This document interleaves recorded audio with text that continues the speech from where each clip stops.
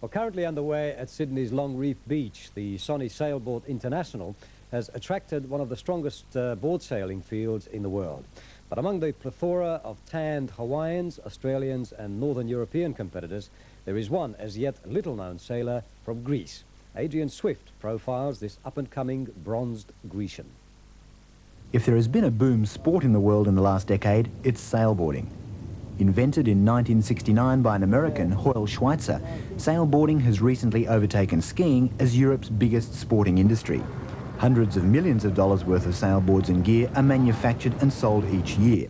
And it's impossible to avoid the hypnotic combination of bikini-clad girl, pina colada and slowly drifting sailboard in every Holiday in the Sun brochure that has gone to press in the last 5 years.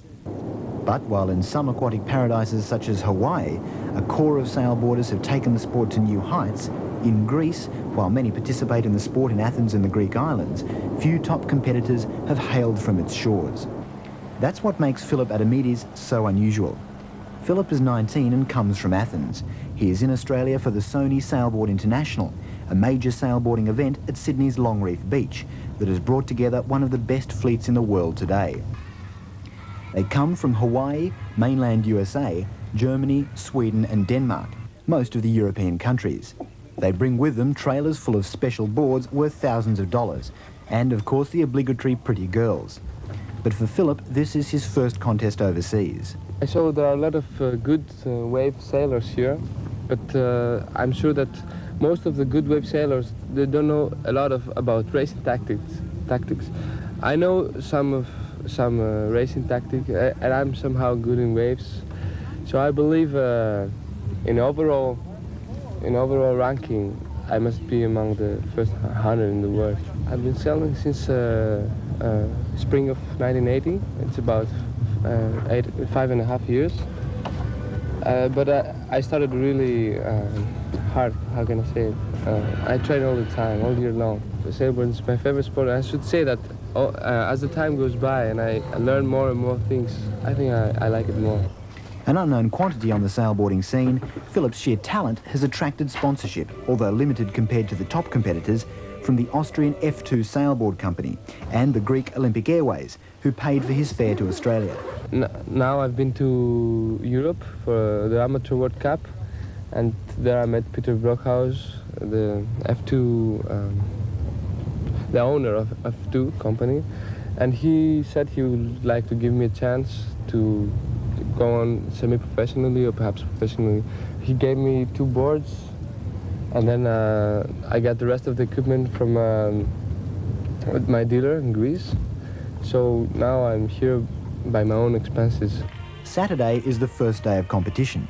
The international field is assembled and everyone looks out to sea, waiting for the 12 knots of breeze that is the minimum in which they can start racing. The event will include 3 internationally recognised disciplines.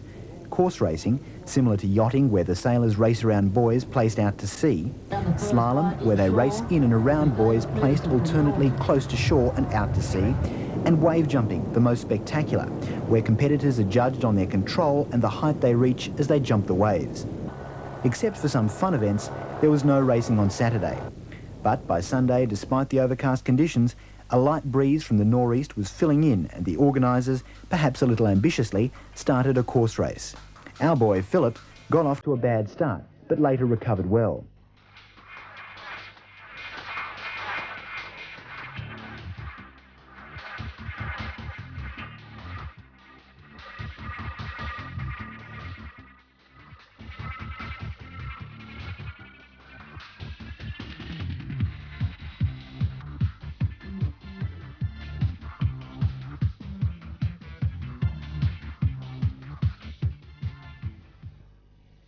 Incredible, because the wind was so gusty, it was changing all the time, and it was impossible to sail.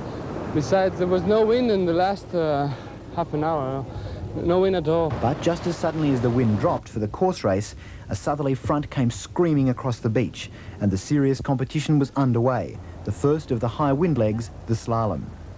Philip, sailing his new F2 board, was pensive about the dumping shore break, something they don't see much of in Greece. But as he watched the first two heats, he was fairly confident that with his pink and yellow sail, GR1, he could finish in the first four and make it to the final.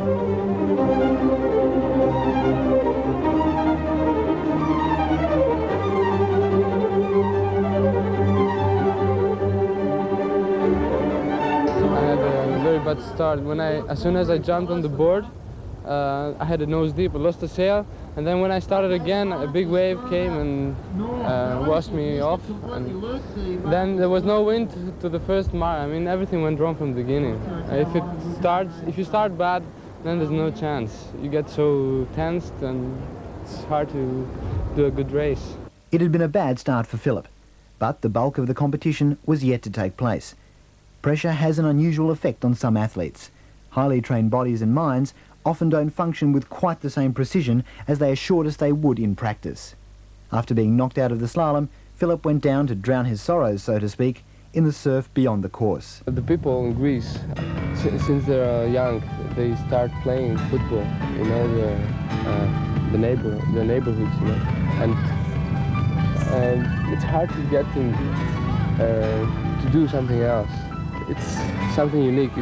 You can do whatever you want. You can try the highest jumps and the most radical maneuvers with no danger, because if you fall, you will fall on the water.